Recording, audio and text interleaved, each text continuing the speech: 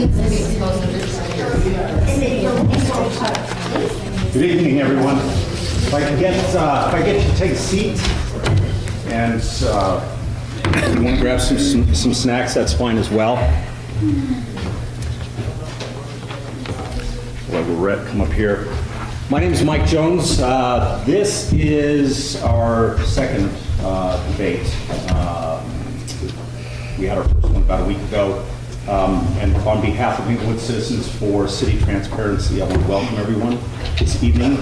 Our debate is discussing the recall of Council Member Lorette Barentine, who we have with us this evening. Our format to this evening's debate is going to be very similar to the one that we had last week. We're going to have the moderator, Doug Clark, again is with us. I thank Doug for being with us. He's going to ask some questions of Councilmember Barentine with regards to specific allegations that are the basis of the recall that we're currently working through. In addition, we are going to hand out cards to anyone who wants to, that has questions. Once we finish with the first part of the debates, we will then open up the floor and we will answer questions that you guys will submit, and Doug will ask those of you as well. It's an open forum. We're really about having open transparency with regards to this entire process. And from my organization's standpoint, transparency is everything that we're all about, whether it's our city government, the council, whether it's the recall situation that we're currently going through. I want to make sure that everyone hears what everyone else has to say, so that we're not just getting one side or the other side of the story. So this is really about that open transparency. We have reached out again to the recall committee and requested that they send a representative from their group to join us this evening. We received a response from one of the committee members, and they told us that they would not be attending any of the recall events that we put on, which is unfortunate. It's unfortunate for the citizens, most importantly, but again, it's about open transparency. We want to make sure that everyone has that opportunity. We will continue as we move forward over the next couple of weeks. We will continue to reach out and invite them. If you've not received a question card yet, as I mentioned, please raise your hand and we'll get someone to get you one. Aside from that, I think we'll go ahead and get started. And so without further ado, Doug Clark is our moderator. We welcome Councilmember Lorette Barentine to answer questions that will be posed to her. And I want to thank everyone for coming out this evening and taking time to spend an evening with us. Thank you. Thank you for coming tonight. I want to start by expressing my gratitude to whoever made the guacamole. It was fantastic.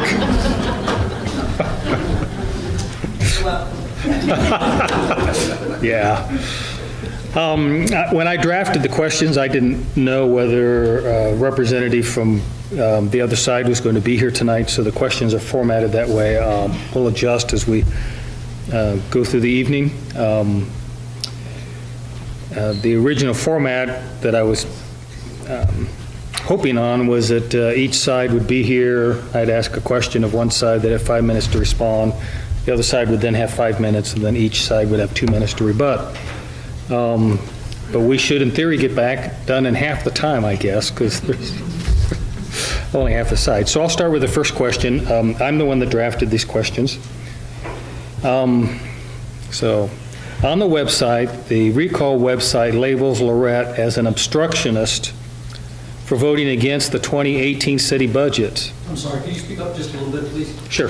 The website labeled Lorette as an obstructionist for voting against the 2018 city budget, saying that vote jeopardized police, fire, streets, and water.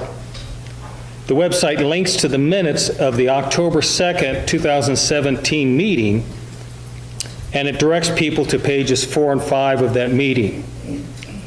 However, the October 2nd meeting was actually the first reading of the budget.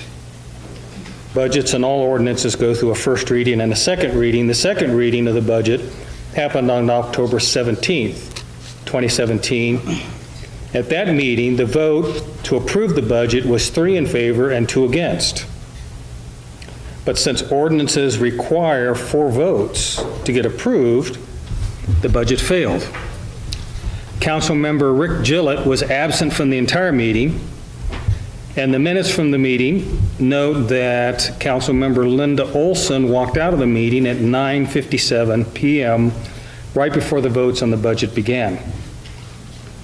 So the question I was going to pose was, does this mean to the recall people that Rick Gillett was an obstructionist for not attending the meeting to vote on the budget, and that Linda Olson is also an obstructionist for walking out of the meeting before the vote is taken, since both of these actions prevented the budget from being approved?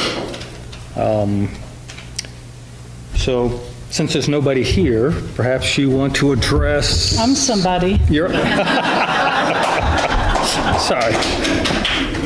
My faux pas. Would you like to address, Ms. Barentine, the budget? I agree with the information that's in the recall website. The Englewood Herald article accurately describes the budget as not balanced. It accurately showed what we were voting on, and what we were voting on was a general fund budget that had a revenue of 91 million, some change, and expenditures of 98 million, and the Englewood Herald, represented here tonight, was correct. That's not balanced. I didn't vote for it along with another council member. On the first reading, the council members who believed that that budget should be passed should have been in attendance at the second reading to make sure that it got passed, and they weren't. One person cannot obstruct a budget. I'm only one of 7. If the budget isn't passed, pigs don't fly and hail doesn't come down and the city doesn't crumble into a pile of ash. We are then obligated to do one of 2 things, and that is that we either fix it and make it balanced so that we go back and have the staff take care of whatever issues there are with the budget, or we are locked in to the amount of money that was appropriated the previous year. Doesn't all come to a screeching halt. Services don't end. You will call 911 and still get somebody coming to your door. The water will still run, the toilet will still flush. So the way that it's kind of described as if everything comes to a screeching halt is a bit of an exaggeration. What is accurate on that website is that they lead you to a link to an article in the Englewood Herald that agrees that the budget was not balanced. And I agreed. I ran in 2015 and said that I would hold the city accountable, and that's exactly what I've done. As far as council members attending or not, that's up to their constituency. Councilmember Gillett was not reelected, and whether the constituents want to hold Councilmember Olson accountable for leaving council meetings before votes, that's up to them. That is not for the rest of council to decide. Well, you've pretty much covered my follow-up question, because my follow-up question is going to refer to the Englewood Herald article that stated that revenues were approximately 91 million and expenditures were 6 million more, about 97 million. So I was going to ask what the term balanced budget meant to each side. So what does a balanced budget mean to you? The document that we were voting on at the bottom of that page specifically said revenues 91 million and some change in 96 or 98 million, I believe, for the expenditures. The issues that were brought up about that budget were then explained from the podium to the dais.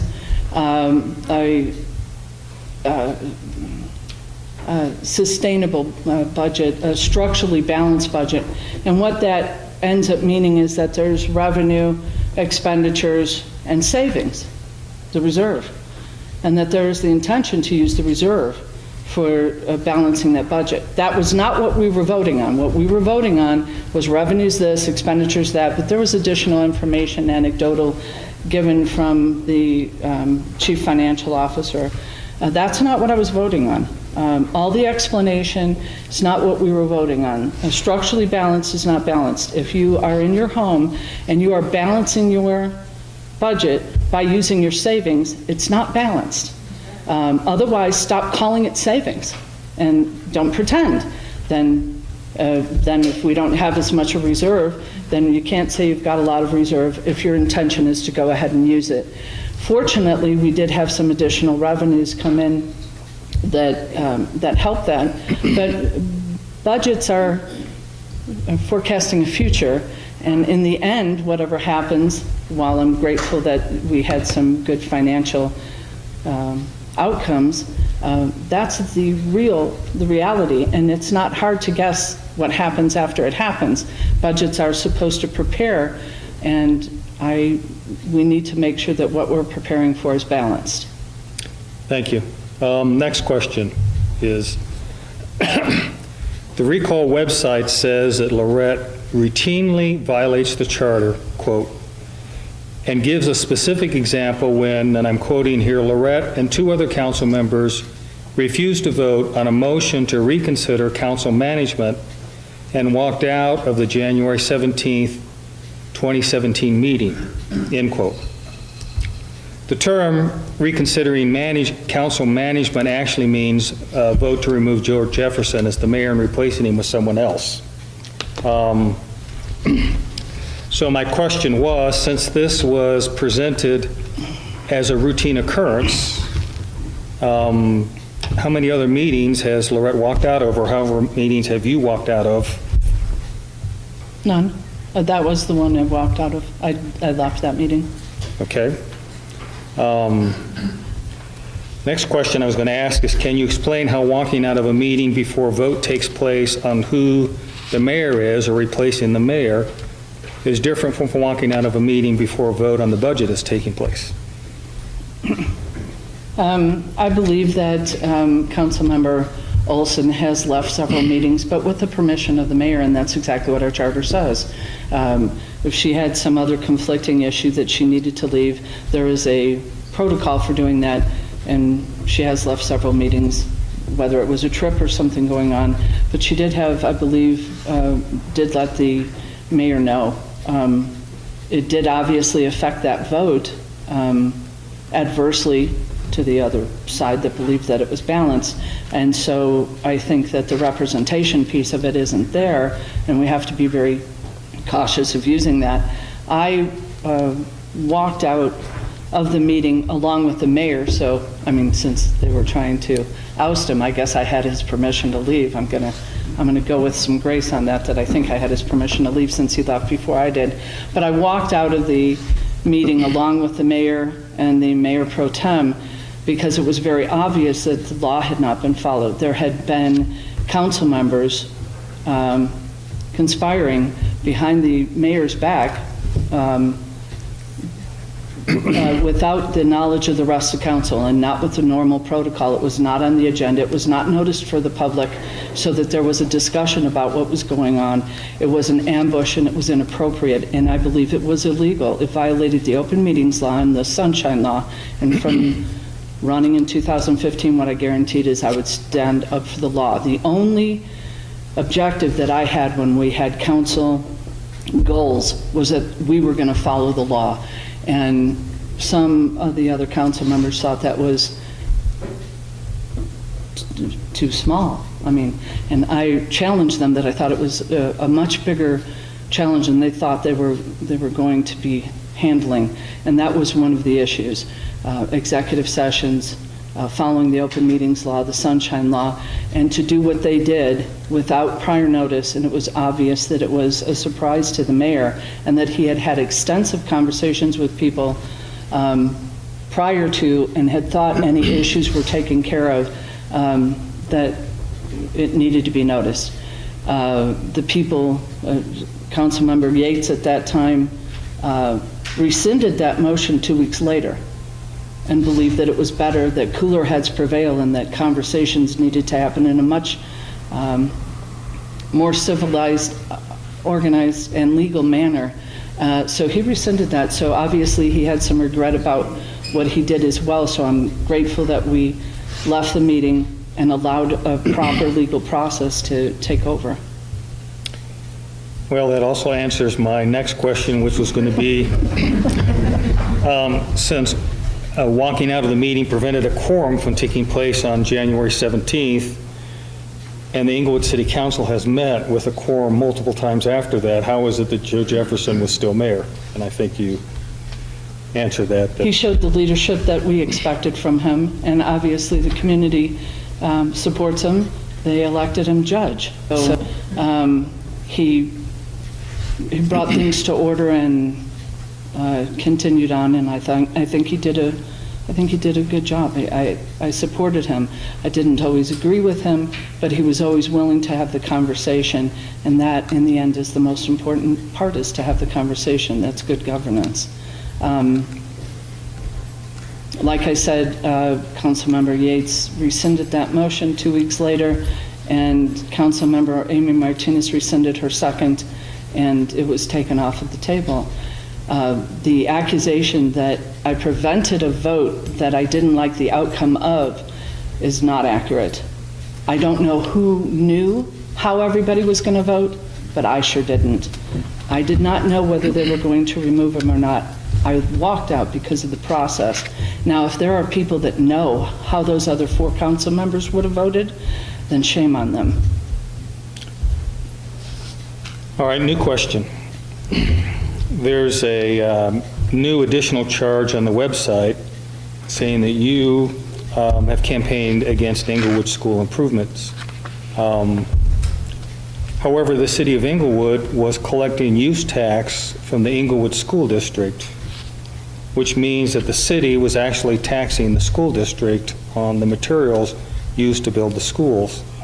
The city council passed an ordinance to stop the collecting of the use tax at your urging. So I was going to ask for an explanation on why anybody would think that it's proper for one governmental entity to tax another governmental entity, since that means that the citizens end up paying a tax on the tax that they've already paid. So you want to explain the use tax that the city was collecting and what happened on that? Well, I would prefer that if additional charges are going to keep being levied and nobody's willing to even come and discuss the ones that we already have, I think are very debatable. It's a little disingenuous, and I'm offended by that. But I don't sit on the Englewood School Board, and so the city of Englewood has 5 different school districts in it, and I support all of the school districts. Mostly, I support the vote of the people, and that's what I promise to uphold. In this particular vote for the bond issue, previously, when the high school and middle school were done, the city had contentious, go back and listen to the tape. They were yelling at each other between the council and the school district under Superintendent Brian Urt, because they were taxing the tax-exempt school district when they built that high school and the middle school. And basically what it boiled down to, and that was under the leadership of Woodward and Penn, and they took money from that bond issue and taxed them. What ended up happening is that they told them, you could go ahead and sue us, and you'd probably win, telling this to the school board, but you'd spend more money for lawyers than what we're going to take from you. So in the end, what they allowed them to do was they allowed them to have a say on how they spent half of the money they took from them. In the new bond issue, the amount of money that would have been taxed for the school district's construction would have amounted to about $1.6 million. And I didn't think it was appropriate for us to take that money away from the children to further burden the taxpayers and to siphon off money that was never intended for the city. It was intended for that project. It was intended for those schools.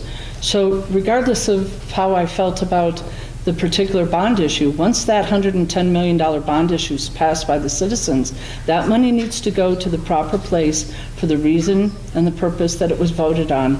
And I worked with the school district to go ahead and make sure that we changed our ordinance so that we were no longer diverting funds away from a tax-exempt entity that we should have never been charging.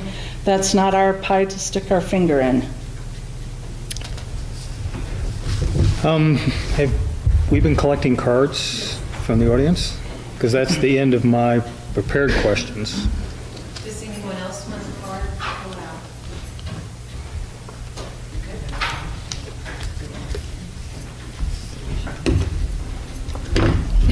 Thank you, sir.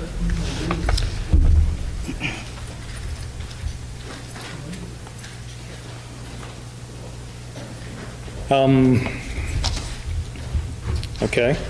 The question is not allowing a council member to talk to staff a law or a rule or what? Where is that directive written down? And can council members call the police or the fire department?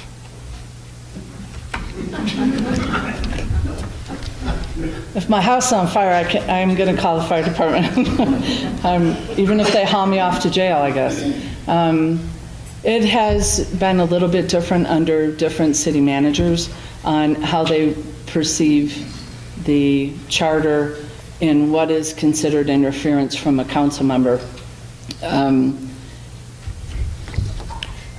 Directing the charter is clear that you cannot, as a council member, interfere with safety services. I can't go up to a police officer and go, you can't ticket him or argue with him. I can't interfere with somebody being able to do their job.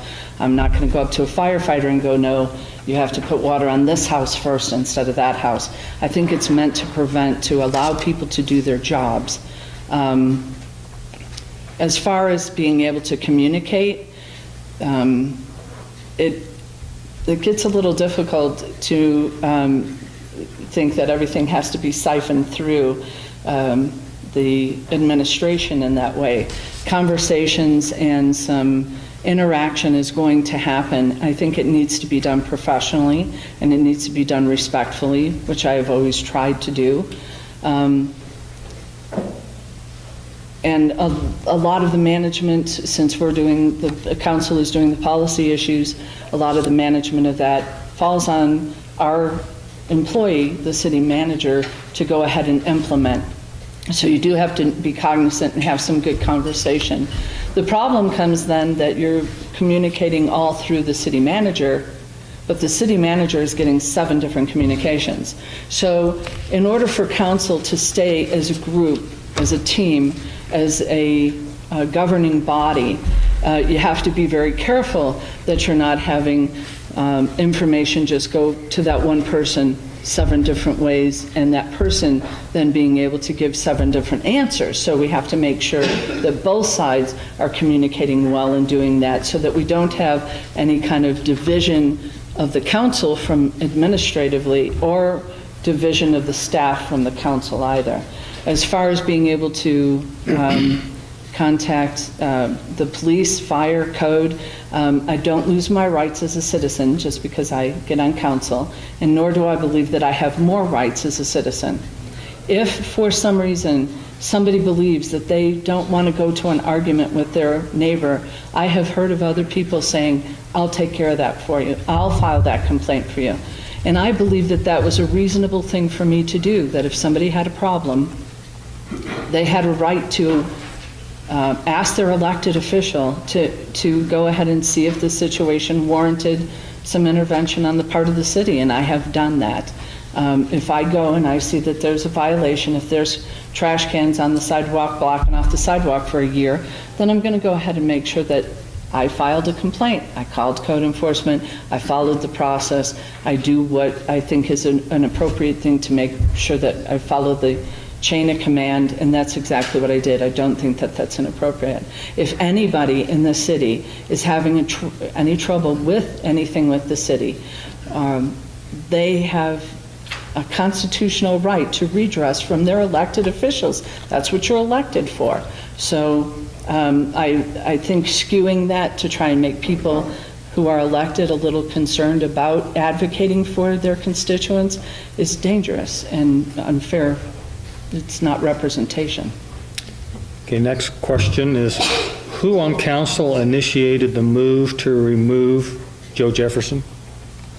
I don't know. I wasn't part of those private conversations. I wasn't in. If anybody has watched that tape, I'm pretty sure you can tell that I'm a little surprised by what's going on. So I was not part of that, that team. I would have to assume that the people that made the motion and seconded it, and that was Councilmember Yates and Councilmember Martinez, I assume that they knew. But that's an assumption. So they made the motion, so I believe that they had some knowledge about what they were doing ahead of time. Okay, next question is, I've heard that the recall will cost taxpayers $15,000, and that if there is a special election after the recall, it will cost the taxpayers an additional $15,000. Is this correct? That's what we voted on. We voted on a budget, not this last council meeting, not this last Monday, but 2 weeks or 3 weeks before that, on a budget between $15,000 and $30,000. That's the budget. The contract with Arapahoe County is somewhere around $11,000, but given the nature of things that you can't predict, we set a budget between $15,000 and $30,000. Okay.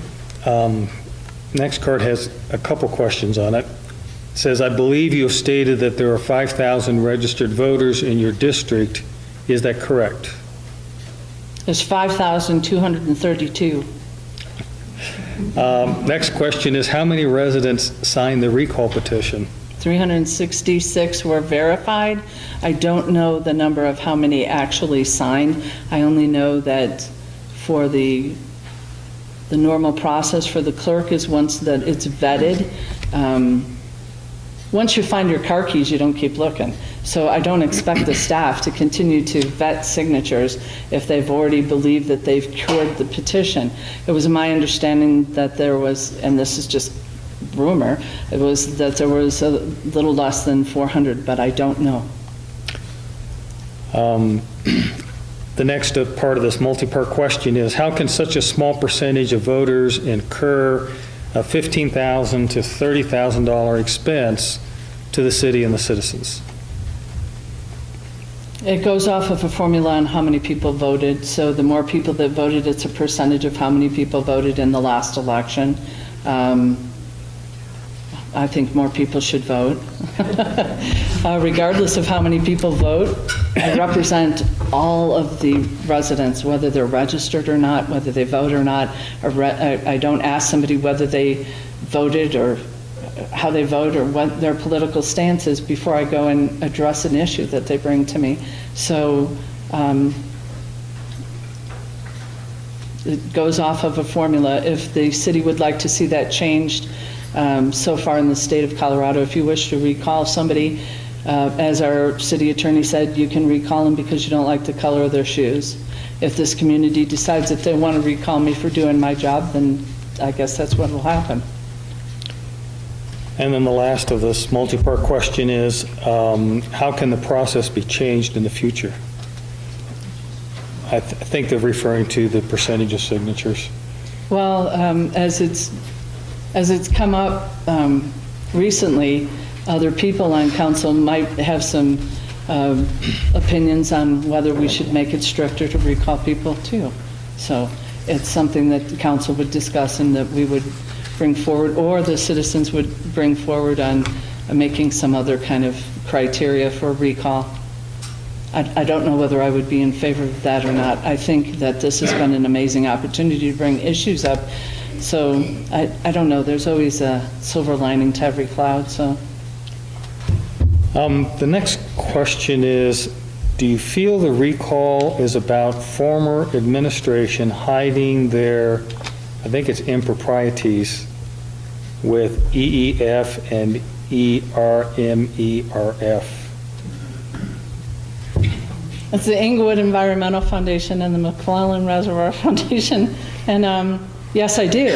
I think I state that very clearly the night that they came, when former Mayor Jim Woodward came and read his reasoning that they were going to go ahead and put the recall out there. And I had the month before been advocating for a forensic audit for those organizations. Those organizations were created in the late 90s. Assets that you own were given to those corporations, and those corporations, the board members, are our employees. They refuse to go ahead and provide open information. They refuse to comply with any core requests because they were not obligated to. I asked when I ran on this as well in 2015, and in November of 2015, I requested as a council member newly elected to get that financial information. And once the city manager looked at it, the next day it was turned over to the district attorney. I did not turn it over to the district attorney. The city manager did after looking at them. I never looked at the books because for a year and a half they sat with the district attorney. A year and a half later, we got a letter that said, well, the statute of limitations has run out. And basically what's illegal, the statute of limitations has run out, and the rest of it, it's not illegal basically to waste taxpayer money. These corporations were private corporations that were not under the same auspice of government scrutiny. So the way that they were set up by the council in the late 90s allowed them to go ahead and bypass the rules that the city would have been held to, or government would have been held to. I don't believe that that's right. It was allowed. It was allowed by the people during their terms, the people who are sponsoring my recall. And when they came and read that night, what I said was, I guess I'm on the right track. Thank you for letting me know. There's one more part to this question.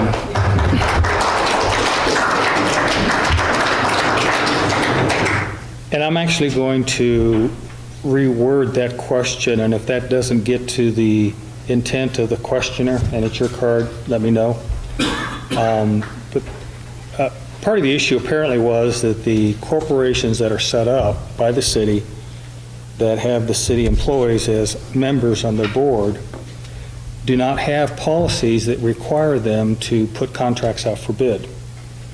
In other words, they are not required to follow the same purchasing policies that normal city employees do in normal work. Has that been fixed? I think for everybody's sake, I'm going to go ahead and put this out on my website so that people have access to the report. I am grateful that our new city manager, because when I ran in 2015, he'd only been there for a little over a year, I believe. He tried to implement some policies and procedures based on the complaints and the inquiries that were coming in. And basically, one of the people on this board told him, I don't got to listen to you. When I sit on that board, that's what he told the investigator. So I believe that there was an attempt to try to hold them accountable.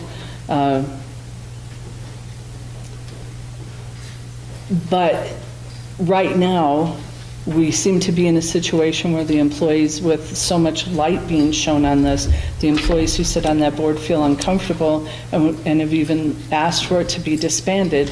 The problem is that with the assets there being held, there's some very legal complications. In 2015, when Councilmember Russell and I were elected, we made sure that they held public meetings, that the minutes of those board meetings were public, that the public could attend, and that they were starting to follow the proper request for proposal and putting things out to bid so that we didn't run into situations where people were giving jobs and contracts to their friends with impunity. So I think that there have been some changes but I think that the devil is in the details for any time you set up a situation like this to bypass the voters in the first place. So we're trying to get it fixed, but. Next question. When are you up for reelection? In 2019, next year. So the two-part question, couldn't this recall money be better spent for things like flood relief? Well, you can never start campaigning too early, I guess. I don't know. Yes, it is a little unusual, and that's why I'm baffled by when I first put the challenge out, when I knew there was going to be an election, when I first put the challenge out that I would debate and discuss these issues anytime, anywhere, with anyone, anybody being the moderator, whatever they wanted to do, I really thought that there would be a response, because if anybody in this community truly believes that I am harming this community or I am not the best representation of this community, then they should come out and defend that position. Because I'm willing to defend the kind of work that I'm willing to do the kind of representation that I think District 3 is entitled to. So if they truly believe that, then they should come and make the argument and get the vote. The kind of name calling and just disparaging and lies that are being told, then come and let's have the conversation so we can make the community better. That's not what's happening. Next question is, because of your financial background, do you find that the numbers that come to you on balance, I think pun intended, usually, or making sense? The numbers, Do you think the numbers, do you understand the numbers that are coming to you? I think that's the question. Yes, and I would like more numbers to come to us. What's happened is we keep pushing. I disagree with a faction on council and previous council where they believe that they're an executive level, that they should be looking at the budget from a 50,000-foot level. And I believe we should have a much more ground level. And my argument has been that at 50,000 feet, Detroit looks good. Ground level, not so much. And we need to know, we have three responsibilities: hire and fire the city manager, hire and fire the city attorney, and the money. Those are by charter our responsibility. And that's how we represent you. That's how we control what's going on in the city through you, because that's your money. And if people can be talked into, after being elected, that their job is to be as an executive level and listen to only the experts and acquiesce their power, well, when they do that, they acquiesce your representation. So I believe we should have a much more ground level examination of the budget. I believe that when any staff person says, I did the details so you don't have to look at them. If your husband or wife said, sweetheart, you don't got to look at the checkbook, the minute they left the room, you'd probably be looking for that checkbook, because so I really do have a much different, and I think there's several council members on council now that have a much different view on the responsibility and their representation regarding the money, and that it should be a little bit closer to the ground level, a little bit more detailed view. That's the questions that I see that are directly related to the recall. So there's a number of other questions that are what I'd categorize as just generalized questions. As to the recall, if you would indulge me, could I have just 1 minute on the recall to make a statement? You want to do a closing statement? You want to do it now, or you want to do a closing statement? No, I want to do it now before Okay. we talk about any of the issues. All right. I have tried very hard to take the high road in all of this, to go ahead and make sure that I represent this community and that I am respectful and that I have some dignity in it. I just found out, the plethora of lies that are being told about me personally, the accusations, the mudslinging, it needs to stop. It is dividing this community. It is disrupting what's going on in council. And I just found out that one of the people, sponsors of this recall, is going around telling people that another council member called the police on me a couple of months ago. Now, there is a thin line between being an elected official and tolerating this kind of stuff, and then having people slander you and lie, and they're not willing to come out and do it in public, but behind my back to tell these kind of tales is reprehensible, and they better start backing them up, or I'm going to start seeking some other remedies. People cannot, with immunity, just go ahead and try to destroy another human being because they disagree with the issues that I stand for. I have a family, I have a home, I work, and I also do what I think is a pretty damn good job on council. So if they're going to go around and start telling people that I have had the police called on me, or that any other council members called the police, or that the police hate me, or that any department starting to represent this city, any member of the city or the employees of this city, that they have any skin in this game, that they are involved in the politics, or that they are in any way advocating for or disparaging any council person, demeans them as the professionals that they are. And I expect it to stop or suffer the consequences. And that's all I have to say.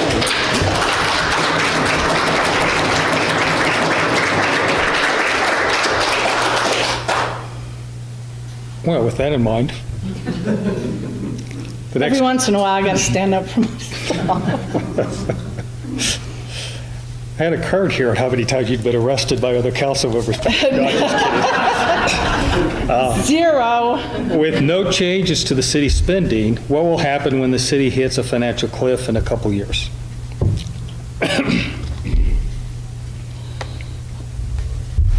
Exactly what's being talked about, and that's that additional taxes would have to be levied. The Budget Advisory Committee, in its meeting this week, is advocating for, some of the members are advocating for a head tax. That was tried before, and Swedish isn't going to like that too much. And if you don't think a hospital can move, go out to Fitzsimmons and see how they like it when they get a better deal from Aurora than they do from Denver.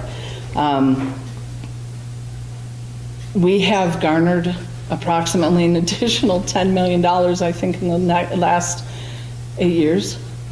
There has never been a time since I have been involved, since 2003, when this community hasn't given the city more money. Even during the recession, in the worst time, the city still garnered an additional $800,000 in the worst of times. Generally, it's about anywhere from $1.5 million to $2 million. That much more money every year that we get, and at some point we have to be responsible with it, and we have to do stuff with the infrastructure, and we have to stop thinking that it's always going to be there. What we do to prevent the fiscal cliff is to, if you know that you're headed for the fiscal cliff, you don't do a Thelma and Louise and put the pedal to the metal.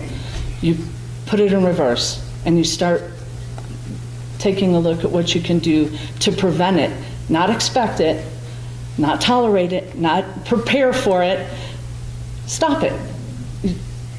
And we can. We're not getting less money from this community. Every year we get more. So we could be a little bit more responsible with it and try and look at some other alternatives instead of threatening that we're going to take away the library, threatening we're going to take away the rec center, threatening we're going to take away Molly Center. We have threatening that we're landlocked and we're, a full-service city, and that's just crazy. We've been a full-service city since the beginning of time, and we can manage it. We've done it for this long, and we can certainly continue to do it. We are not facing less money. We're facing more money, and we just need to be responsible with what we're doing. All right, I have two questions related to property sales, it looks like, or property something. First one is Flood Middle School. Why were the citizens not really a part of the decision to tear down Flood? And who decided what would happen with that property? The school district, they're elected, Okay, go to their meetings. okay. And then another one, would you explain how Depot Park was sold?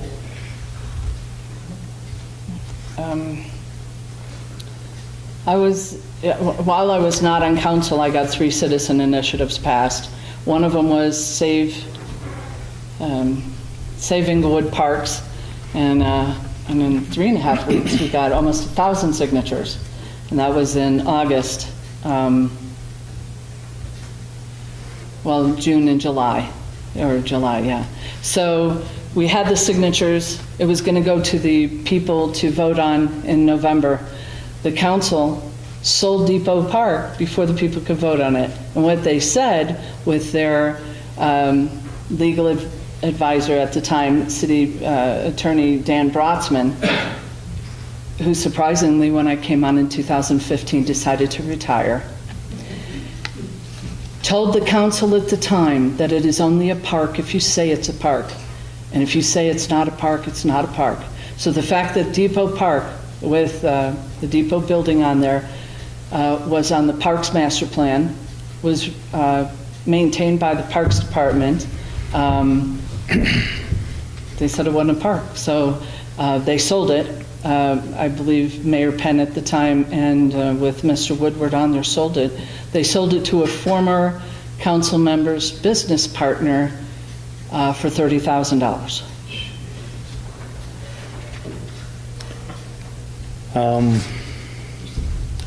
I have a couple questions here that are about former council members, or they're making accusations that I don't really feel comfortable making without, or reading without some more substantiation. But there's 2 more questions. When will the city take control of the city and the city manager instead of the other way around?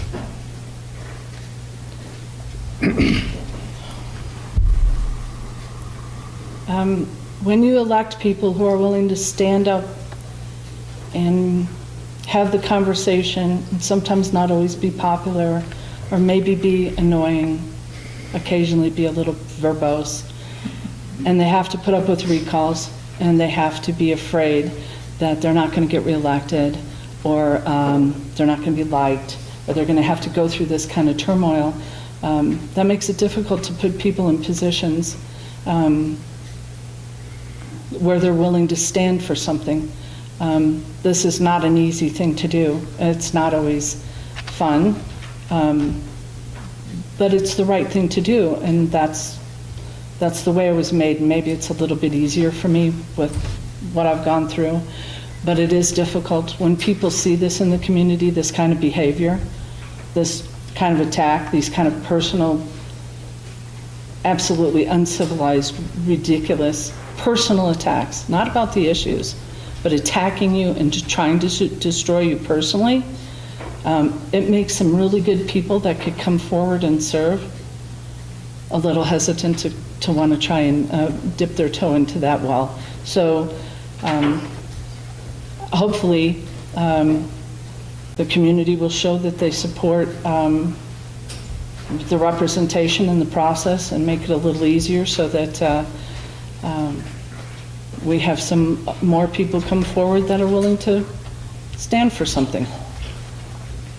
Okay, the last question that I have from the audience is, do you have a plan for holding the city manager accountable for knowingly violating Tabor laws by using emergency funds without council approval?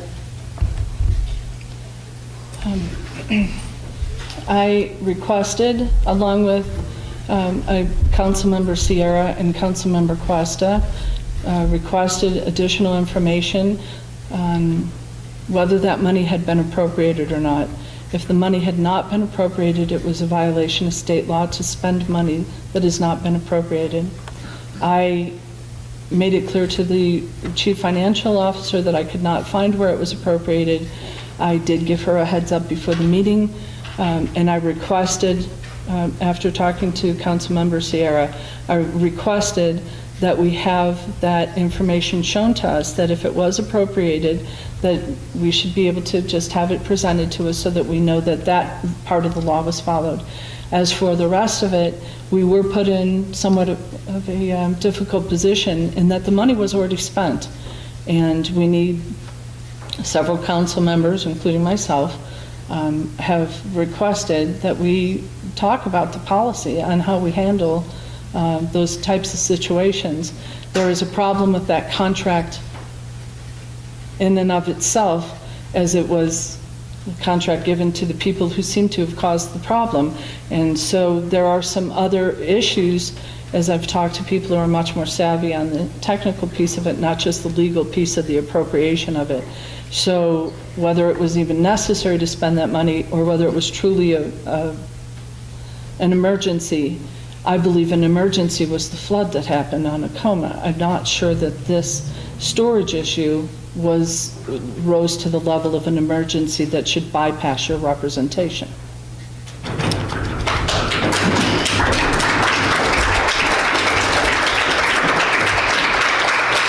In all fairness, I am not the only person on council that has a concern with this. I mean, I'm very proud of the council I am currently serving with.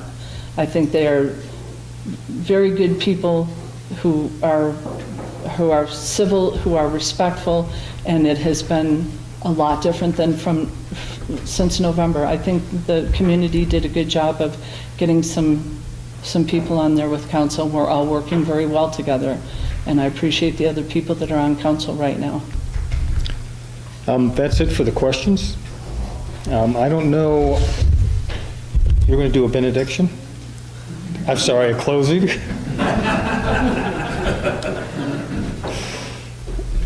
It's about 5 minutes till. Are there, at the risk of opening the floor up to questions, are there any other questions anyone has out here? Kmart property. Kmart property. I know that it came as a big surprise to a lot of people when the city manager said that there actually is a residential overlay on Kmart. That was the first time I had heard about it. During the presentation at the community meeting with the residential, the retail that was going to be going in, it wasn't until the end when somebody asked, what are you going to do? Where do you see this property in 5 years? And they said, oh, in 5 years, we're going to go back and ask for the residential piece. And they were like, what? You're going to put residences here? That's what everybody in that area is concerned about, is more density, is more apartments. And that's kind of seems to be being withheld from the larger plan of it, is being withheld from the community is a huge concern. That's a huge concern. Nobody wants to think that the city or the developer is trying to do a frog in the water kind of thing. You know, we'll just ease you in a little at a time and in 5-year increments, and then all of a sudden we've got this big apartment building there. So we need to get a little bit more information. I asked the city manager that we should make sure that the community, especially District 3 and District 4, are aware of the potential for that property and whether they would like to see some different zoning changes on there if it's really true that there's an overlay on that property. So we're trying to find that out. We have in the last council huge tax subsidies going out to build apartments. We're taking money from our school district and we're giving it to a developer to do. I mean, that's not where the community thinks their priorities ought to lie. And there's a lot of pushback right now with this kind of density and giving these kind of subsidies and tax breaks out to either corporations or developers. And you have people who were not reelected because they took money in part because they took money from developers, and people didn't think that that was the representation they wanted, I assume. So at least that's what happened. So I am very aware of the concerns that are going on with Kmart. I'm concerned about where the future of this is and that the community is at least told the truth up front about what the plans are and the potential that can be done on that property so that they can make an informed decision. Elaine? Speaking about property, the property around Civic Center, that's in receivership right now. Is there any plan for that, or is it going to revert back to the city? What's going to happen? Because we gave a great deal to Weingarten on that one, and he never followed through. When we did that, it was Miller Weingarten, you're correct, it is Weingarten now, and it is in receivership. The land ownership and the different leases and contracts are somewhat complicated. Eve, as you well know, Englewood Environmental Foundation owns. It's complicated on who owns what and where it all lies. There's 56 years left of the lease property piece of it. There might be some extension of that lease. Miller Weingarten, and now Weingarten, what's in receivership is the buildings. They own the buildings. We always, I think, with a few exceptions, we own the land. So the original intent of the Englewood Environmental Foundation was actually to to protect the city from some liability. But it turns out that, quite honestly, the way that this is run, this incestuous relationship with this corporation actually hasn't afforded us that kind of protection from liability. So where we're going to end up, City Center, with all of this nonsense, didn't even last 15 years. They're wanting to do another redevelopment, and the potential taxes that would be needed, you'd have to see what developers are willing to come in, whether we can unencumber all of the properties enough. We won't even own our own city hall for another 7 years. So mortgage is almost paid, yay.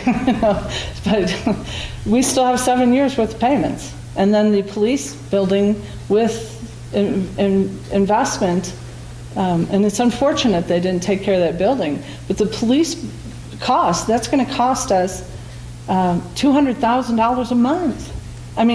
So there's only so many places that we could go ahead and keep spending money, and we want to make sure that the citizens are able to prioritize. I think they did prioritize with the police department, but whether they're willing to do yet another thing for City Center, because the way that they avoided you being able to vote for a tax on City Center last time was that they did this corporation to avoid the law. And Tabor and letting you vote. It's unlikely that we would let them do that again.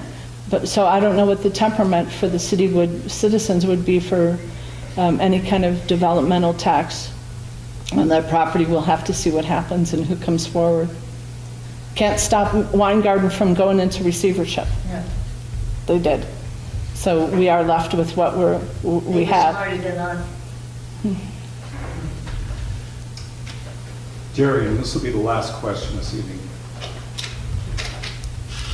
With the record that the city of Englewood has in dealing with any corporation, company, anything like that, and by example, I mean all the apartment complexes that we've built that are all pretty much tax-free, being sold for millions of dollars to other developers because they are tax-free.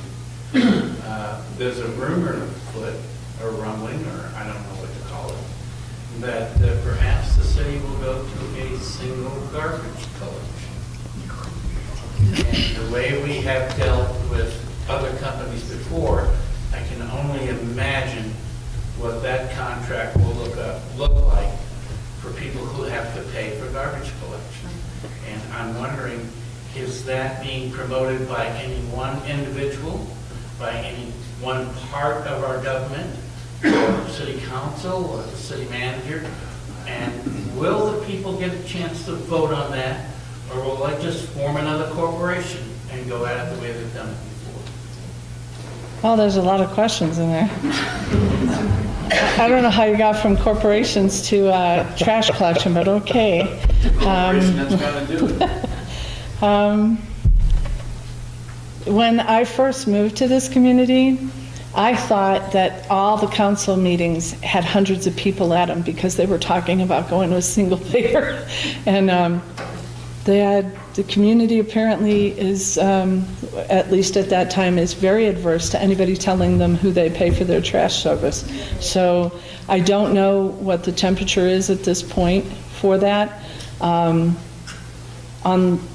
Without having additional information on it on face value and from past experience, checking into this in some other communities, I am not a proponent of that. I think that when the argument is that you have so many trash trucks going up and down the alley, and so that's a wear and tear. But you have so many, my son was on oxygen for 10 years, and there's a lot of oxygen companies that come and tear up your streets. And so why not have just one? Or the U.S. Postal Service is delivering anyway. Why should you have FedEx and DXL or whatever? Why should you have? So why trash service in particular seems to be cities or municipalities have a fondness for going ahead and making that some kind of city service. I don't know. I wouldn't want to give up my ability to pick my own company. I think capitalism works really well, and I wouldn't.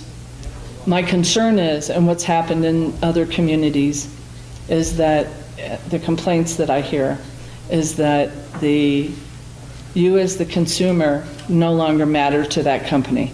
Council matters to them. They will go ahead and have conversations and, kind of wine and dine them because they're the ones signing the contract. And if you call and complain, you're going to get a little crickets. They don't really have to address your issue because you're bound by ordinance now to do business with them. Now in Sheridan, if you don't want to do business with Republic, you can get your own company, but you still have to pay Republic. So I'm a little confused on how we would handle some of those issues, and hopefully the citizens will come out and voice their concerns and opinions on it. Like anything else, it's always worth having the conversation. As to who's doing it, who's promoting it, I really didn't get a handle that there was any one particular person promoting it. It got mentioned, and all of a sudden it got run with. All of a sudden, every board and commission had it as part of their discussion on their agenda, and I don't know why. I don't know how that happened. I know how. You could share that with people afterwards. Am I allowed to make a closing? When we got our agenda, it was on there. We didn't ask for it, we just took it out. So somebody's putting it on the agendas, irregardless of what the council person for that particular committee. Then I would suggest that the chairs, the people that we appoint to boards and commissions are representing the community as well, and then they need to understand their role on those boards, the power that they have on those boards, and their authority, and they should exercise that just like city council is expected to exercise it on behalf of the citizens. Yes, I appreciate it. Thank you. And I will give you a chance. I am going to, on behalf of our organization, I've not asked any questions, but a couple of things came up this evening that I wanted to revisit. And again, Englewood Citizens with City Transparency. With regards to two things, the Kmart situation as well as the fiscal cliff. I've heard the same stories as well. We're landlocked. We have essentially the same population we've had for 50 years. We don't have more income coming in, but we have more money going out. And one of the things that concerns me in our organization is the decisions that get made about opportunities, such as the opportunity we have with the Kmart property, in that, and we've talked about developers, and we've talked about special interest, but with regards to who's making the decisions about what's best for our city? Because in all honesty, we all know that apartment buildings, more housing, does nothing to bring money into the city from a tax revenue standpoint. But if we did smart development and had retail, more retail in these locations, we know that brings in revenue. So I guess from my standpoint, my question would be, who's really driving some of these things? What part of our government is, are these deals being made with? Unless you're next to the ocean or a big, the desert or something, you're landlocked. This whole silly comment about you're landlocked, okay, we're landlocked. There is no big parcel to develop as if somehow doom and gloom and no money and we're about ready to hit that cliff.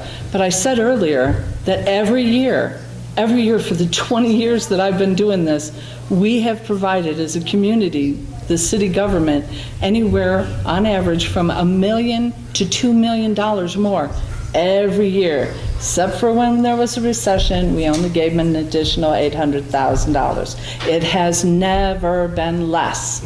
So, and you are correct, the population basically hasn't changed. Even with the apartments, I don't know how the census is counting, but I'm going to just agree that we've actually decreased in our population.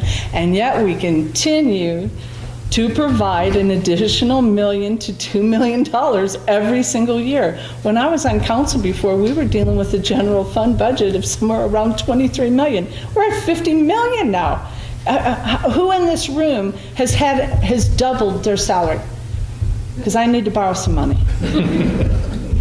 I mean, the city doubled, and yet every year we're going to take away, we're going to do without, we're going to getting rid of the fire department. That was sad. In the end, that was basically we needed to shut down a station, and maybe we were too top heavy, but nobody wanted to take the political hit for going ahead and making decisions that are responsible.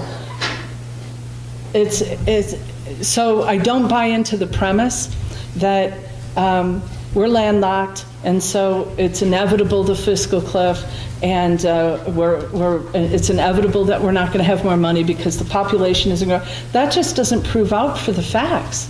So I think that we keep. I think that we have to be more realistic on what we're doing.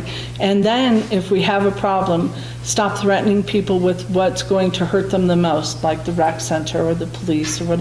I mean, in the last 10 years, we have increased the police department by 10 officers.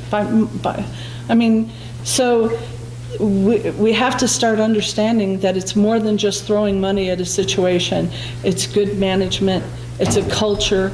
It's how we treat our citizens. It's how we're respectful and responsible for the services that we provide, and stop when things do happen making it your fault. You gave us more money. We need to be responsible for it. There's no reason that we should be headed for a fiscal cliff. Absolutely none. There was no reason that the police department building should have ever been in the shape that it was in order to need to be replaced.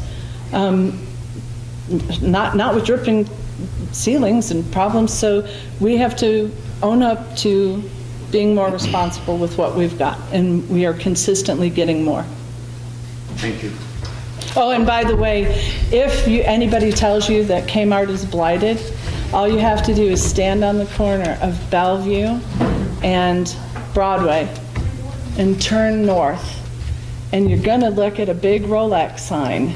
So I think when you have private developers who are willing to see the potential for that area, I think that if the city maybe can step out of the way a little and not scare developers away thinking that they're going to blight it or urban renewal is going to get involved in that, and really see who comes to the table, I think they'll be impressed, because I'm pretty impressed with what was an abandoned bank building now looks like money. And if we're getting the sales tax on those watches and those Rolexes and stuff, we must be doing pretty good on that corner. So I hope they see the potential for the other side as well. Thank you. I will give you an opportunity to make a quick closing statement. And I will get down so you can have the whole We'll station go ahead yourself. and dismiss everyone after that. I just wanted to tell everybody, thank you very much for coming out. I intend to do as many debates as possible until I get the information out, or somebody at least comes and tells me why I should not be on council anymore, and at least stand up for the arguments that they're trying to make. I am very saddened by again, I state I'm very saddened by this distraction at the time when we're going through the budget, and there is an election next year.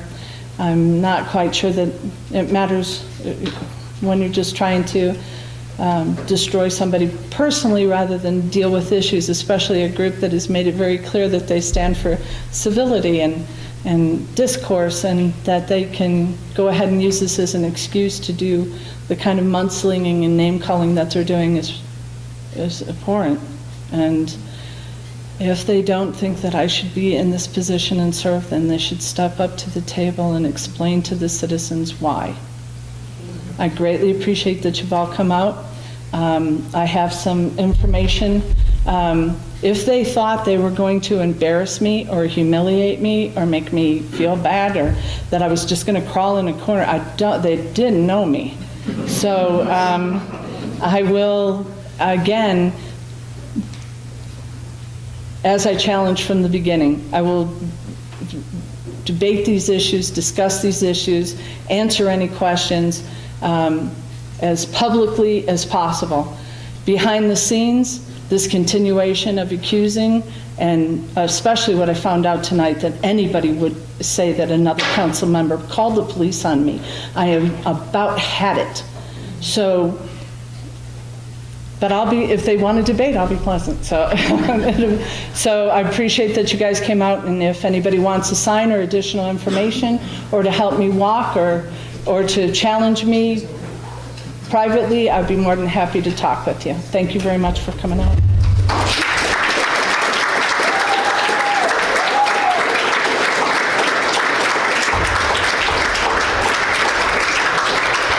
Just a quick reminder, we will be having a debate next week. It's probably going to be back in the library, so we'll have that firmed up by tomorrow. So I'll let everyone know. And I'm planning on giving all different answers to everything. No. That'll be entertaining. No, that's not true.